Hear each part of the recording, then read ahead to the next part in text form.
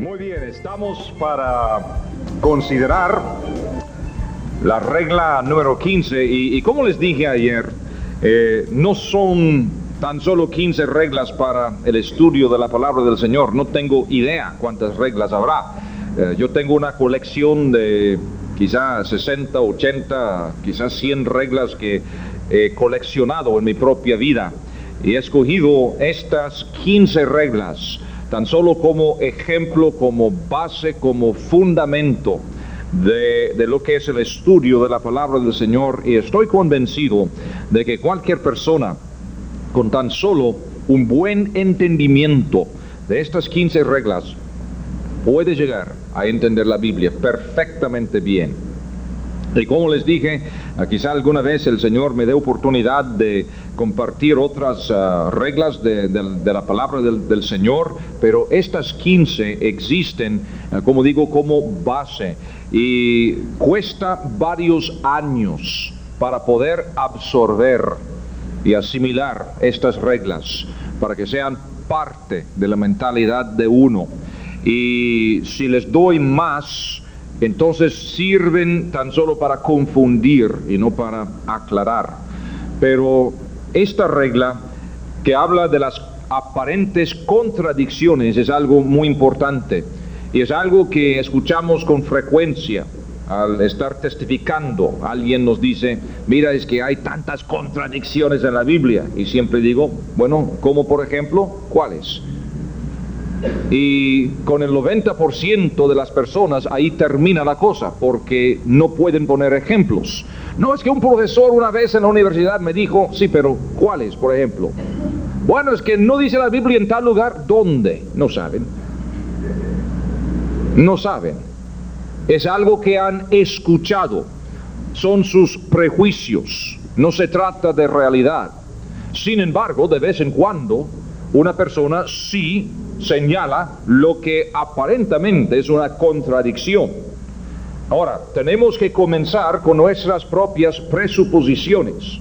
Y nosotros estamos comenzando con una convicción que dice que la Biblia es la palabra de Dios, divinamente inspirada, como dice en 2 de Timoteo capítulo 3.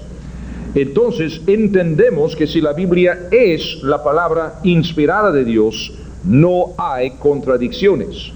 Lo que hay es una falta de entendimiento de nuestra parte. Ahora, si alguien quiere mostrar una aparente contradicción, yo le voy a mostrar otras, porque son muchas. Y creo que Dios tiene su propósito en todo esto. Acuérdense lo que aprendimos ayer en cuanto a las parábolas. Las parábolas, ¿para qué existen? Para esconder la verdad de Dios de los incrédulos y revelar una verdad muy especial a los creyentes. Ahora vamos a buscar Ezequiel capítulo 14. Ezequiel capítulo 14, comenzando desde el primer versículo. Vinieron a mí algunos de los ancianos de Israel y se sentaron delante de mí. Y vino a mí palabra de Jehová diciendo: Hijo de hombre, estos hombres han puesto sus ídolos en su corazón y han establecido el tropiezo de su maldad delante de su rostro. ¿Acaso he de ser yo en modo alguno consultado por ellos? Hábleles por tanto y diles: así ha dicho Jehová el Señor: cualquier hombre de la casa de Israel que hubiere puesto sus ídolos en su corazón y establecido el tropiezo de su maldad delante de su rostro, y viniere al profeta, yo Jehová, fíjense, responderé al que viniere conforme a la multitud de sus ídolos, para tomar a la casa de Israel por el corazón, ya que se han apartado de mí todos ellos por sus ídolos.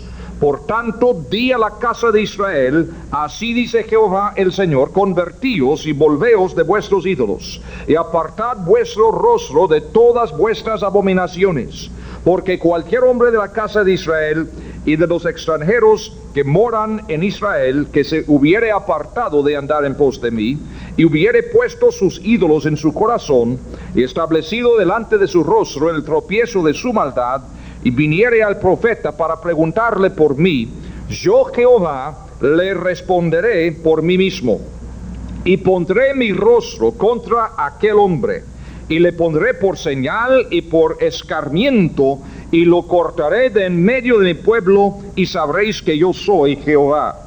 Y cuando el profeta fuere engañado y hablare palabra, fíjense muy bien, yo Jehová engañé a tal profeta, y extenderé mi mano contra él, y lo destruiré de en medio de mi pueblo Israel, y llevarán ambos el castigo de su maldad, como la maldad del que consultare, así será la maldad del profeta, para que la casa de Israel no se desvíe más en pos de mí, ni se contamine más en todas sus rebeliones, y me sean por pueblo, y yo les sea por Dios, dice Jehová el Señor.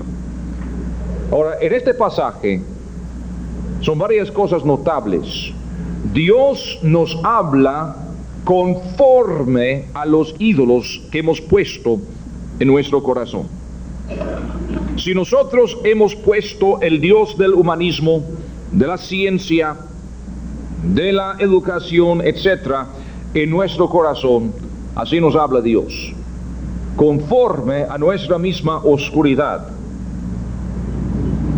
Y cuando hay personas que pretenden desviar al pueblo de Dios, Dios mismo engaña a esos profetas.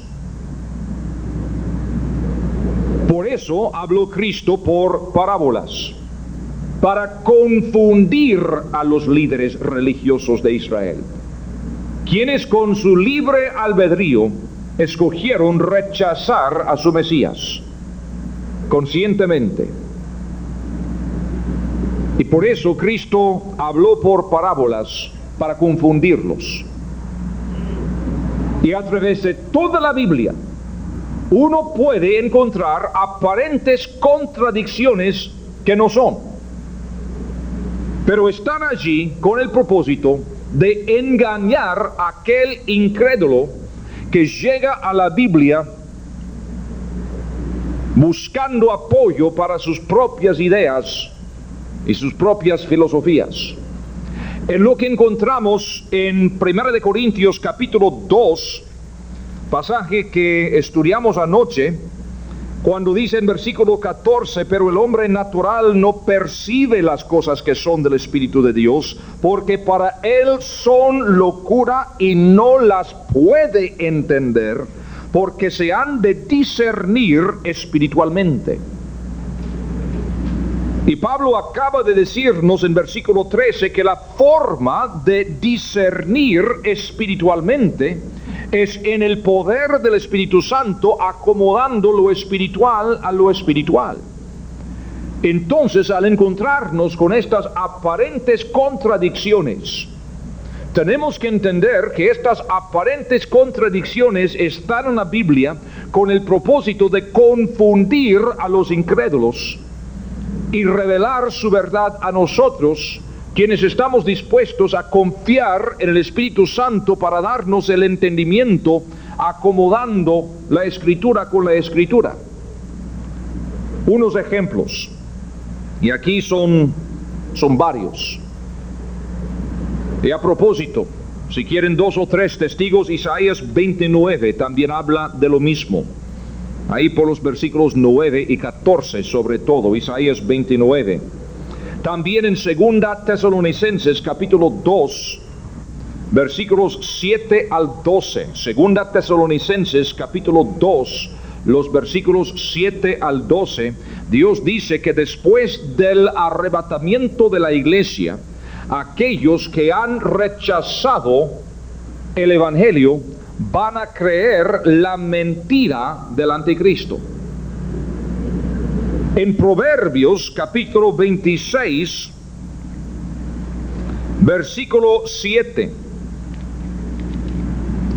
Proverbios 26, Versículo 7, las piernas del cojo penden inútiles. Así es el proverbio en la boca del necio. Versículo 9, espinas hincadas en mano del embriagado, tal es el proverbio en la boca de los necios. El cojo tiene dificultad en andar, anda desnivelado. El necio que llega a la palabra del Señor no puede entender los proverbios, ni parábolas, ni nada, porque no tiene el equilibrio del Espíritu Santo. Y como el borracho ni sabe cuando alguien le hace daño, pues así es que el necio no entiende ni lo que está viendo en la misma Biblia. No tiene sensibilidad. El alcohol le ha quitado su sensibilidad. Y así es que el incrédulo, llegando a la Biblia, no tiene la sensibilidad para ser guiado por el Espíritu Santo. Vamos a ver unos ejemplos. Primero de Reyes, capítulo 6, por favor.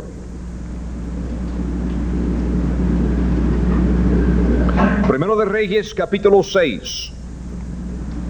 En el año 480, después que los hijos de Israel salieron de Egipto, el cuarto año del principio del reino de Salomón sobre Israel, en el mes de Sif, que es el mes segundo, comenzó él a edificar la casa de Jehová. Ahora, aquí tenemos un dicho muy claro. 480 años después del Éxodo, Salomón comenzó la construcción del templo. Ahora cualquiera puede entenderlo, ¿verdad? 480 años. No hay ninguna dificultad en ese versículo, ¿verdad? 480 años después del Éxodo. Muy bien. Vamos a buscar Hechos capítulo 13. Hechos capítulo 13. Aquí en Hechos 13, Pablo está predicando en Antioquía de Pisidia, relatando la historia de Israel. Y aquí en versículo 18 dice: y por un tiempo como de 40 años los soportó en el desierto. Ok, andaban 40 años en el desierto. ¿De acuerdo? Versículo 20. Después, como por 450 años, les dio jueces hasta el profeta Samuel. Ahora, versículo 21. Luego pidieron rey y Dios les dio a Saúl, hijo de Cis, varón de la tribu de Benjamín, por 40 años, otros 40 años más. Ahora, versículo 22. Quitado este, les levantó por rey a David, de quien dio también testimonio diciendo: he hallado a David, hijo de Isaí, varón conforme a mi corazón, quien hará todo lo que yo quiero. Ahora, Pablo no nos dice claramente, pero por comparar la escritura con la escritura, encontramos en Samuel y en Reyes que David reinó también 40 años. Es decir, 450 años de los jueces, 40 años del Éxodo, 40 años de Saúl, 40 años de David, y luego, después de David vino Salomón, y Salomón hizo esta construcción en el tercer año de su reinado. Sumando todo esto tenemos 573 años. Una contradicción. Y sabemos que lo que Pablo dice es la verdad, porque la Biblia dice que Saúl reinó 40 años, David 40 años, el Éxodo 40 años. Entonces, ¿qué pasa? Tenemos una contradicción en la Biblia. Uno puede leer un montón de comentarios y escuchar toda clase de explicación, de que los hebreos no supieron contar muy bien, que aquí tenemos el error de algún escriba montón de cosas que se han dicho, tratando de explicar esta contradicción, porque claro que es una contradicción, porque en un lugar dice 450 años, o 480 años, por el otro lado dice 573 años. Obviamente es una contradicción. Ahora sabemos que Saúl reinó 40 años, David reinó 40 años, sabemos que el Éxodo duró 40 años, entonces tiene que haber algo en estos 450 años de los jueces que nos dé la respuesta. Si comparamos la Escritura con la Escritura, encontramos muy interesante en el libro de los jueces. Y no tenemos tiempo esta mañana para pasar paso por estas investigaciones, pero les doy el fruto de estas investigaciones. Y si buscamos en el libro de los jueces, capítulo 3, recordamos que el libro de los jueces nos habla de varios ciclos de pecado. Cómo es que Israel pecó y entró en un tiempo de opresión o esclavitud cuando estaban bajo la opresión de otro país, de otro rey. Luego clamaron a Jehová y el Señor levantó a un juez para salvarlos. Luego entraron en otro ciclo de pecado. Pero la cosa interesante es notar los años en que Israel andaba en opresión extranjera. En capítulo 3, versículo 8 dice: y la ira de Jehová se encendió contra Israel y los vendió en manos de Cusán Risataim, rey de Mesopotamia, y sirvieron los hijos de Israel a Cusán Risataim 8 años.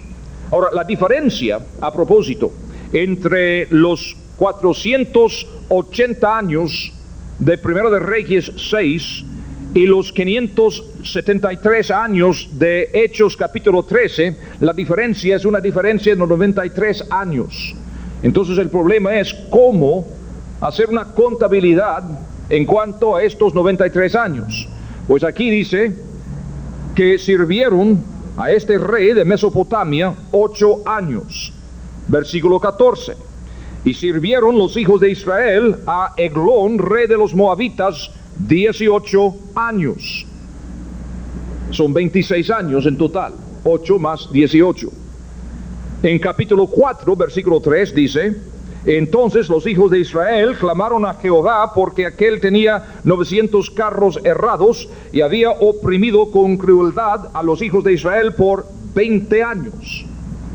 Los 26 más 20 más son 46 años.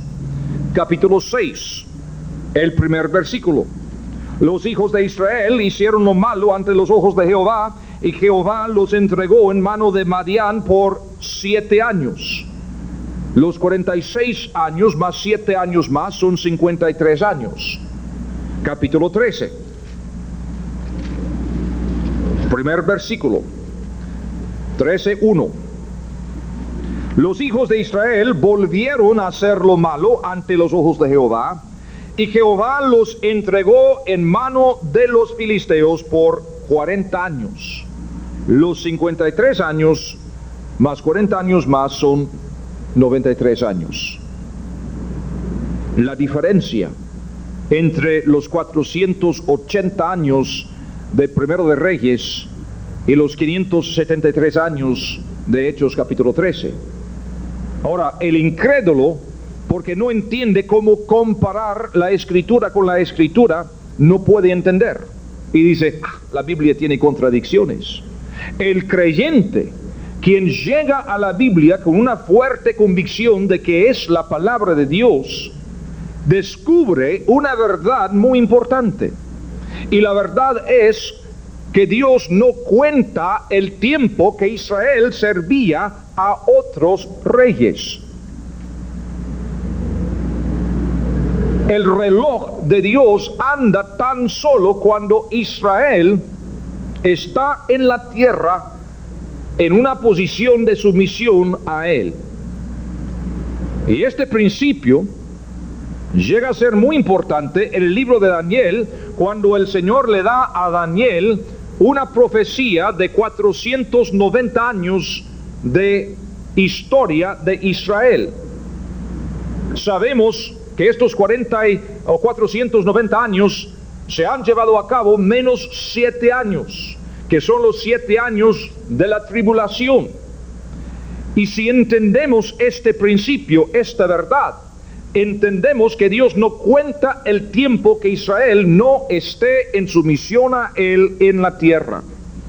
Y por lo tanto, no vamos a ver el cumplimiento de estos 7 años hasta que Israel esté en la tierra y hasta que haya la conversión de estos 144,000. El reloj de Dios no anda todavía en cuanto a Israel. No hay contradicciones en la Biblia. Otra contradicción, aparente contradicción. Segundo de Crónicas, capítulo 22.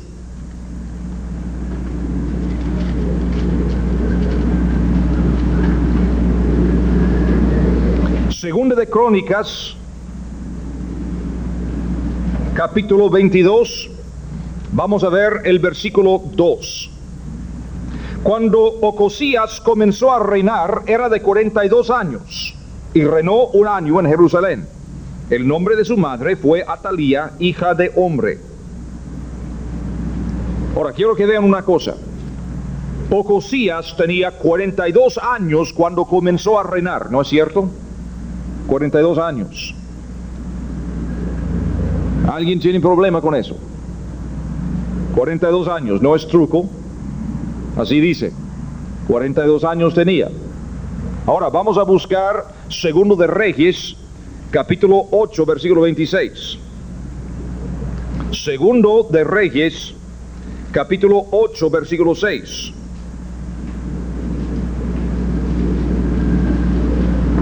O 26 digo. Segundo de Reyes 8, 26. De 22 años era Ocosías cuando comenzó a reinar y reinó 1 año en Jerusalén. Ahora sí tenemos un problema muy serio.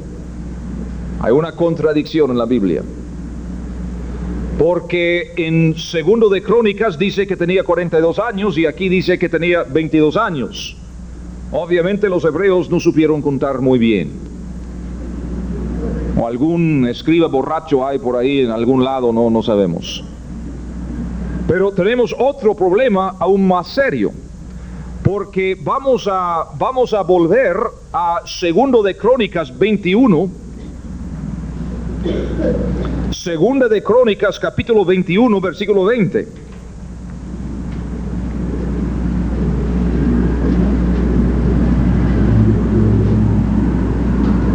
Ahora aquí en versículo 20 estamos hablando del rey Joram, del contexto, que comienza en el primer versículo. Reinó en su lugar Joram, su hijo. Estamos hablando de Joram. Y ahora estamos llegando al final de su reinado. Y en versículo 20 dice, Segundo de Crónicas 21:20, cuando comenzó a reinar, era de 32 años y reinó en Jerusalén 8 años. Y murió sin que lo desearan más. ¿Cuántos años tenía cuando murió? Reinó 32 años. O digo, comenzó a reinar cuando era de edad de 32 años y reinó 8 años. Entonces, 40 años, ¿verdad? ¿De acuerdo? Ok. Este señor Joram murió a los 40 años. Vamos a seguir. Porque aquí en Segundo de Crónicas 22 dice, los habitantes de Jerusalén hicieron rey en lugar de Joram a Ocosías, su hijo menor. Porque una banda armada que había venido con los árabes al campamento había mandado a todos los mayores, por lo cual reinó Ocosías, hijo de Joram, rey de Judá. Cuando Ocosías comenzó a reinar era de 42 años. Ahora, la cosa muy interesante es que el hijo menor tiene 2 años más que su padre.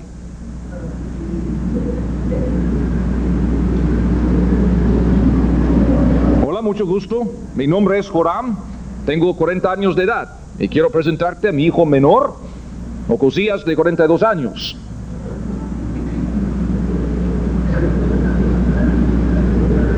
Es un problema. Obviamente, Dios muy de vez en cuando comete errores. Aquí tenemos una contradicción en la Biblia. ¿Cómo puede ser eso? Pues vamos a ver. Vamos a considerar los dos casos. Primero, respecto a la discrepancia en la edad de Ocosías. Tenía 22 o 42 años cuando comenzó a reinar. Si uno estudia la Biblia y se compara la escritura con la escritura, cuando considera el contexto y todo lo demás que hemos considerado, hay un hecho bíblico. Un hombre puede ser ungido como rey aún antes de tomar su reino. Y tenemos varios ejemplos. Por ejemplo, Saúl, en 1 de Samuel capítulo 10. 1 de Samuel capítulo 10. Tomando entonces Samuel una redoma de aceite, la derramó sobre su cabeza y lo besó y le dijo: ¿no te ha ungido Jehová por príncipe sobre su pueblo Israel? Aquí Saúl es ungido rey de Israel. Aquí en 1 de Samuel 10, versículo 1. Ahora vamos a buscar el capítulo 11, versículo 15. Y esto sucede un tiempo después. Y fue todo el pueblo a Gilgal e invistieron allí a Saúl por rey delante de Jehová en Gilgal. Y sacrificaron allí ofrendas de paz delante de Jehová, y se alegraron mucho allí Saúl y todos los de Israel. Pero hubo un espacio entre el tiempo de ser ungido y el tiempo de tomar su reino. Otro caso es el caso de David. Aquí mismo en 1 de Samuel capítulo 16, versículo 13. David está en la casa de su padre. Y aquí en 1 de Samuel 16, versículo 13, Samuel tomó el cuerno de aceite y lo ungió en medio de sus hermanos. Y desde aquel día en adelante, el Espíritu de Jehová vino sobre David. Se levantó luego Samuel y se volvió a Ramá. David es ungido rey de Israel en este momento.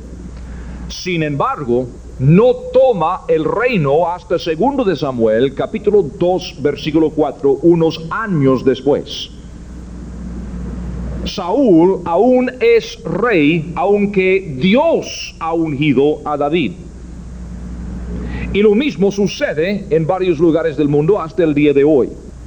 Uno puede ser ungido como rey, pero no tomar el reino hasta después. Ahora, si estudiamos bien la historia de Ocosías, por ejemplo, 2 de Crónicas 22, versículo 2, cuando Ocosías comenzó a reinar, era de 42 años y reinó un año en Jerusalén. El nombre de su madre fue Atalía, hija de Omri. Y en versículo 12 dice: y estuvo con ellos escondido en la casa de Dios 6 años, entre tanto Atalía reinaba en el país. Podemos ver que su madre también reinaba un tiempo, que ella era del linaje real de Acab por matrimonio. La solución no es tan difícil. Ocosías hubiera sido ungido como rey a los 22 años,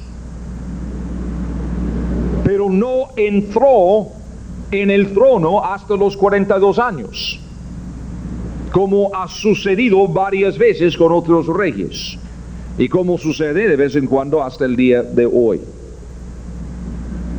Fue ungido a los 22 y entró en el trono a los 42 años.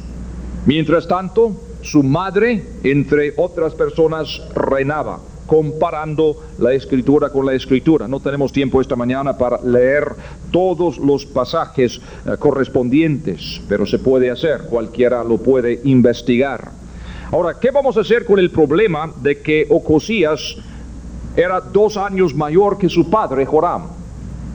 Eso sí es un poco difícil. Pero por comparar la escritura con la escritura, encontramos que la palabra hijo se puede usar de muchas maneras. Un hijo en la Biblia puede ser cualquier descendiente masculino. Por ejemplo, Mateo, primer capítulo, primer versículo. Libro de la genealogía de Jesucristo, hijo de David, hijo de Abraham. Ahora pregunto, ¿era Jesucristo el hijo de David? Pues sí y no. Es decir, descendiente, claro. Pero hijo literal, no. ¿Era David hijo de Abraham? Sí y no. ¿Era descendiente masculino? Claro. Pero hijo literal, no. Tenemos tantos ejemplos en la palabra del Señor. Y en realidad esa palabra hijo se puede usar de muchas maneras, como seguimos usando la palabra hasta el día de hoy. Un muchacho que quiere lavar tu carro y dice, no hijo. Hasta el día de hoy usamos la palabra de muchas maneras. Otras palabras más, la palabra primo, que se usa a veces en varios lugares para hablar de un amigo, un conocido. Oye, primo. Pero no quiere decir que literalmente es primo.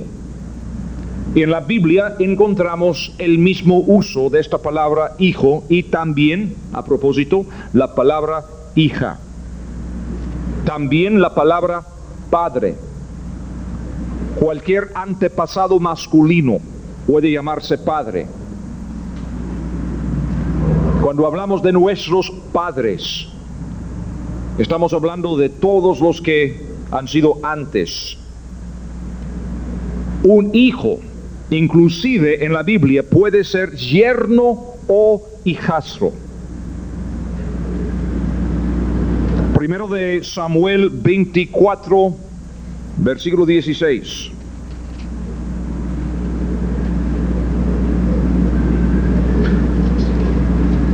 Y aconteció que cuando David acabó de decir estas palabras a Saúl, Saúl dijo, ¿no es esta la voz tuya, hijo mío David? David es yerno de Saúl. Y Saúl le llama hijo. ¿No es cierto que hasta el día de hoy llamamos al yerno hijo? Y tantos ejemplos más. También en la Biblia se puede encontrar ejemplos de hijastros llamado hijo también. Ahora, estudiando la historia de Ocosías, de su madre Atalía, y de este linaje real tan revuelto por asesinos, por toda clase de política, lo más probable es que Ocosías no es el hijo literal de Joram, viendo que tiene 2 años más que él. Lo más probable es que es yerno por matrimonio.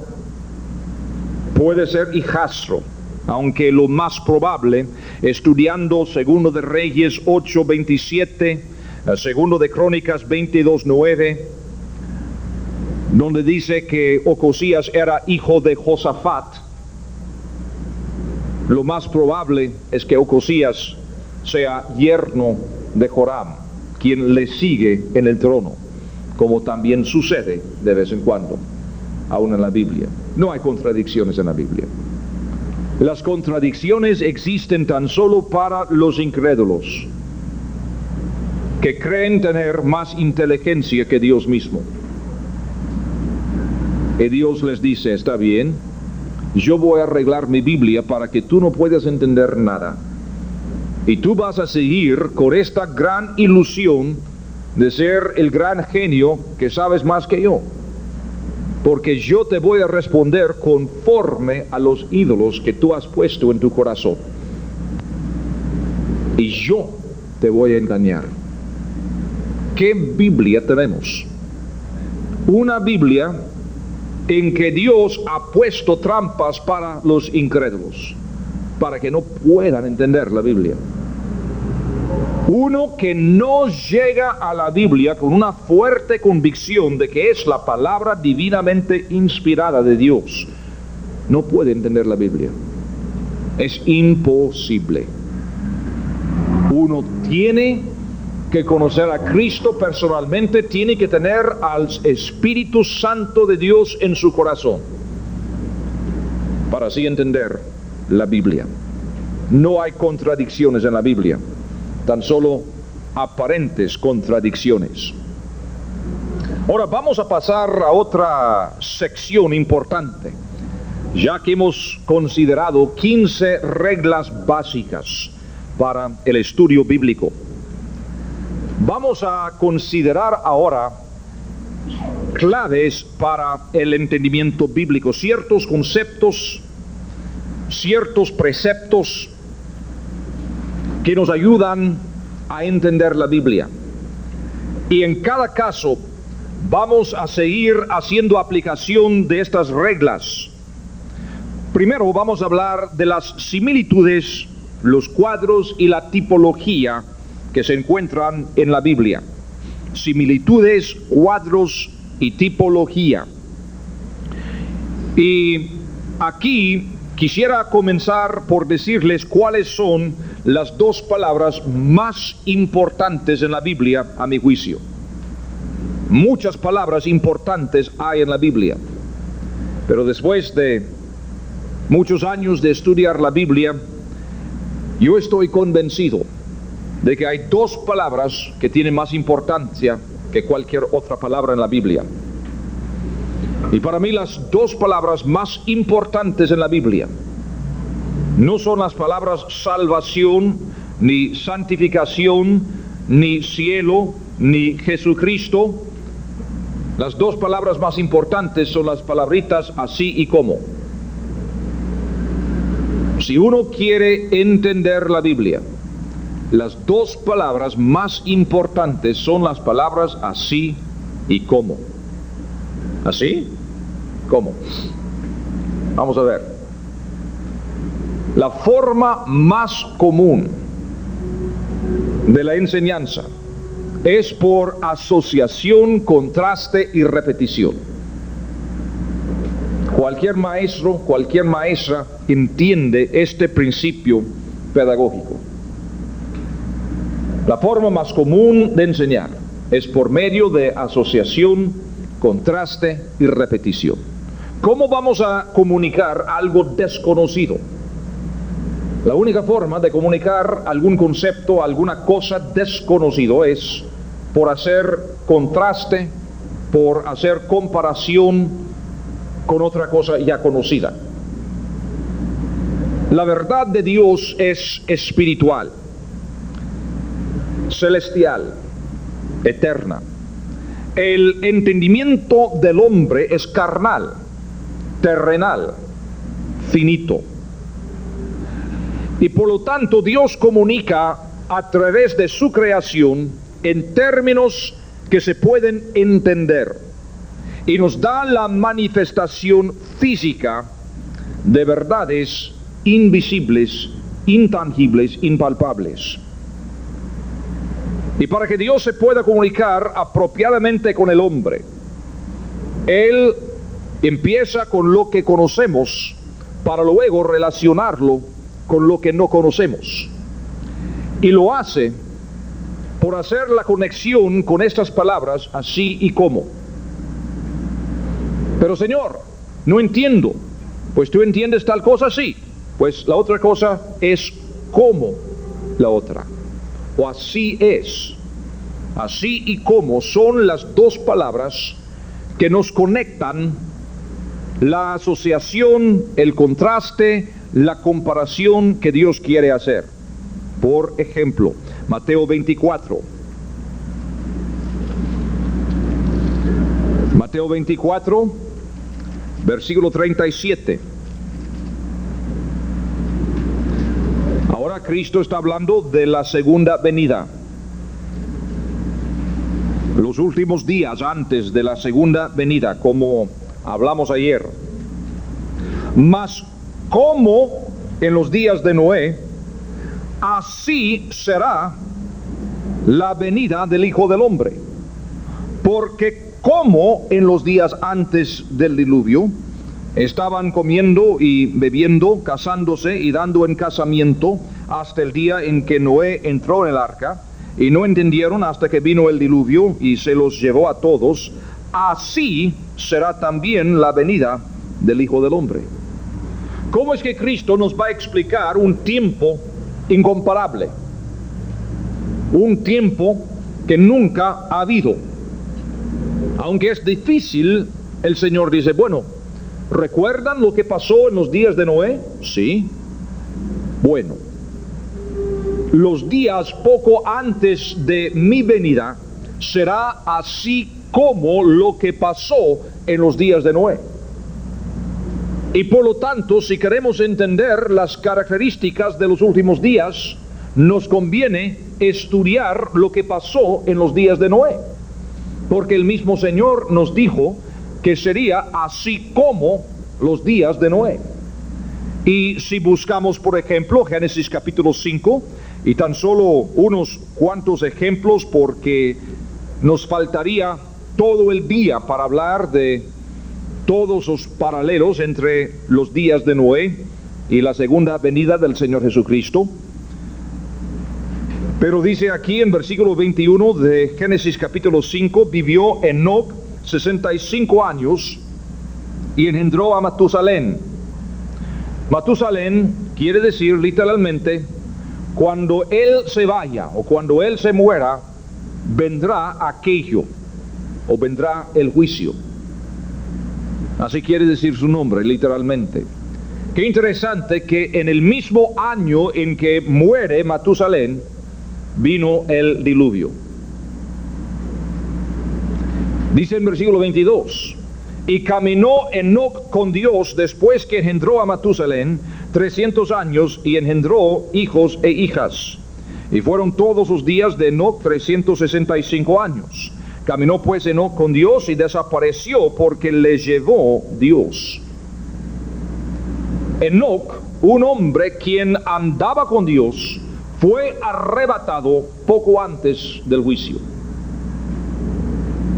Precisamente como la iglesia que anda con Cristo será arrebatada poco antes del juicio. Enoc es un tipo, un cuadro clásico del arrebatamiento de la iglesia. El libro de Hebreos habla también de este ejemplo. En Hebreos capítulo 11, versículo 5. Aquí tenemos un rapto, poco antes del juicio. Después del rapto, el juicio, que corresponde a la tribulación que está por venir sobre la tierra. Durante el juicio, un hombre justo con su familia es preservado por Dios. Noé, tipo de Israel, y los creyentes de la tribulación. Porque aún en ese tiempo tan terrible, algunos van a sobrevivir. Después del juicio, tenemos una tierra limpia y sin pecado, Noé como el único heredero, un cuadro del milenio, un cuadro de una tierra con la maldición quitada. Y ahora todo listo para volver a Edén.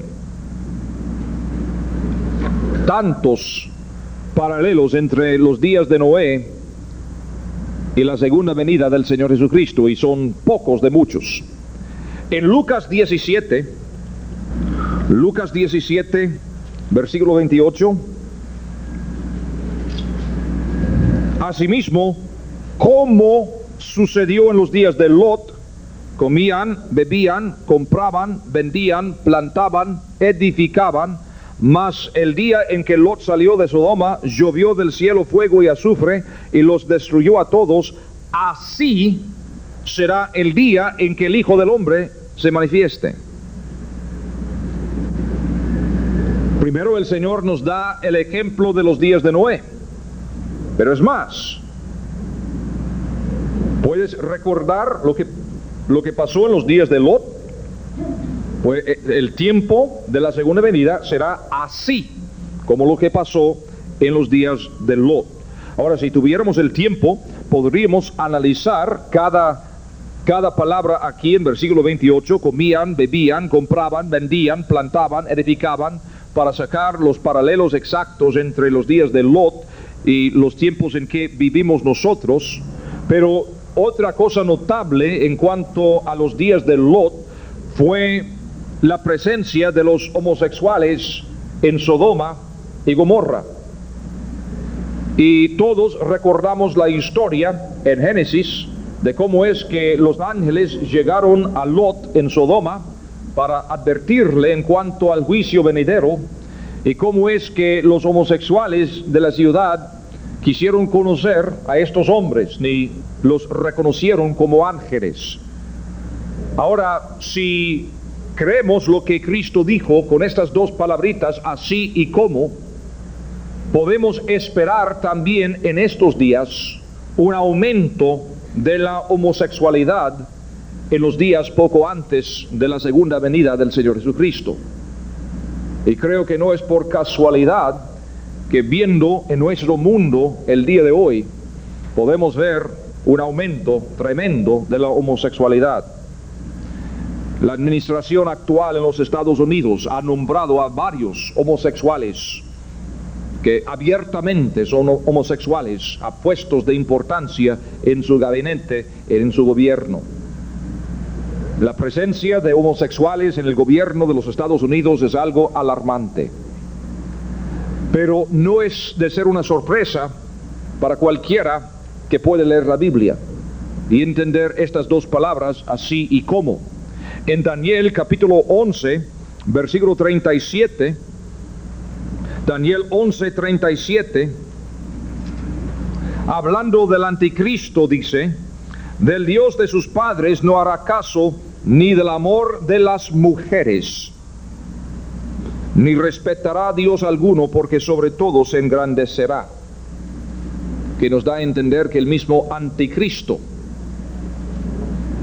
no hará caso ni del amor de las mujeres, porque lo más probable, si entendemos las dos palabritas así y como, es que el mismo anticristo será homosexual. Así y como. Cuando Lot quiso advertir a sus yernos y a sus hijas casadas del juicio venidero, ¿qué pasa? Se burlaron de él. ¿Y qué pasa cuando hablamos hoy del infierno y del juicio venidero? Se burlan de nosotros. Se hizo un estudio hace unos años revelando que el 85% de los pastores y predicadores y misioneros en el mundo el día de hoy no creen en el infierno. El 85%, dije, de los líderes cristianos hoy en día no creen en el infierno. Dije el 85%. Dije el 85%. Quizá no me entendiste. Dije el 85%. Esas dos palabras, así y como, nos hablan de los días en que vivimos nosotros. En Oseas capítulo 2, después de Daniel, encontramos el libro de Oseas. Oseas capítulo 2.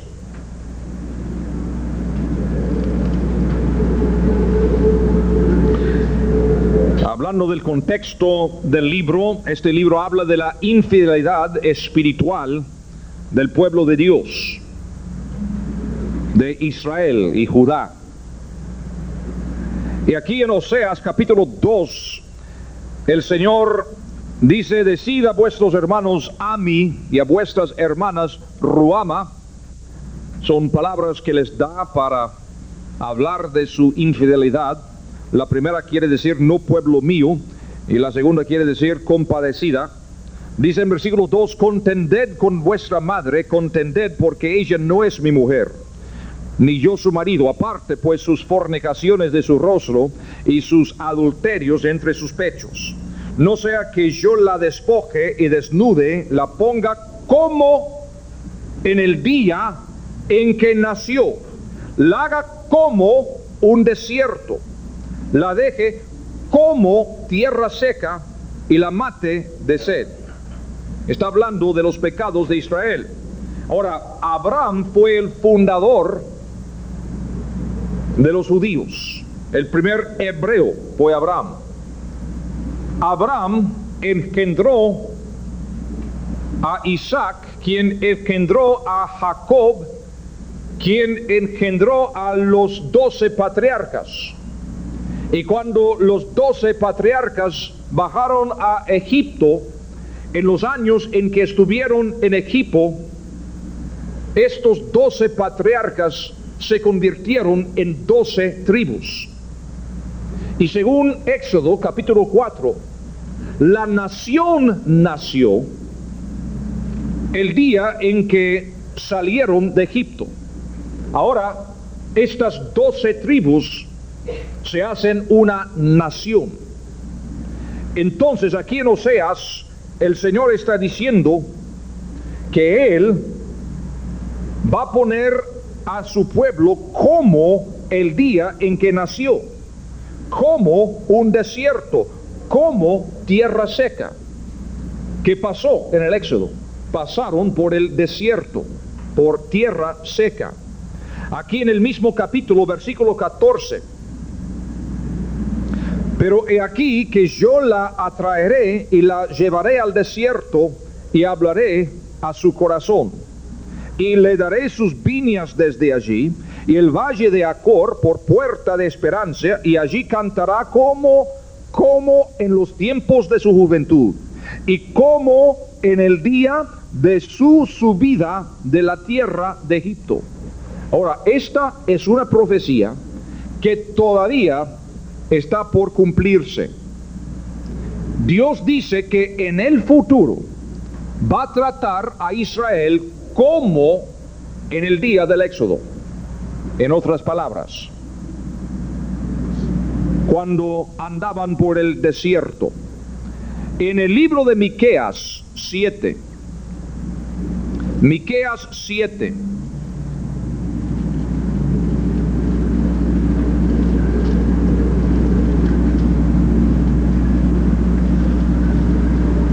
versículo 14. Apacienta tu pueblo con tu cayado, el rebaño de tu heredad, que mora solo en la montaña, en campo fértil, busque pasto en Basán y Galad, como en el tiempo pasado.